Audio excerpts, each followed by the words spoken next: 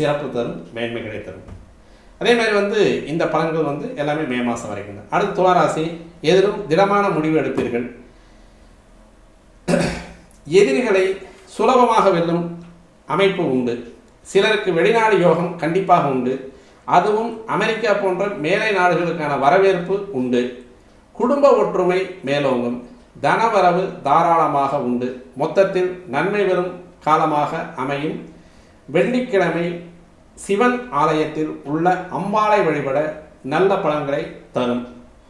இந்த நேரங்களில் நீங்கள் சிவன் கோயிலில் இருக்கக்கூடிய அம்பாளை தரிசிக்கக்கூடிய ஒரு அமைப்பு இருந்ததுன்னா கண்டிப்பாக நீங்கள் போயிட்டு வந்தீங்க அப்படின்னா துளாராசினியர்களுக்கு சிறப்பான ஒரு இந்த 75 நாளும் தெளிவாகவே இருக்குது. அடுத்து விருச்சிக ராசி, மன வருத்தம் அடையக்கூடிய செயல்கள் நடக்கும். பிள்ளைகள் உடல்நலம் பாதிக்கும். சிலருக்கு பிள்ளைகளே எதிரியாவார்கள். சொத்து பிரச்சனைகள் மூலமாக பங்காளிகள் பகையாளிகள் ஆகும் தருணம் இது. இரண்டாவது திருமணம்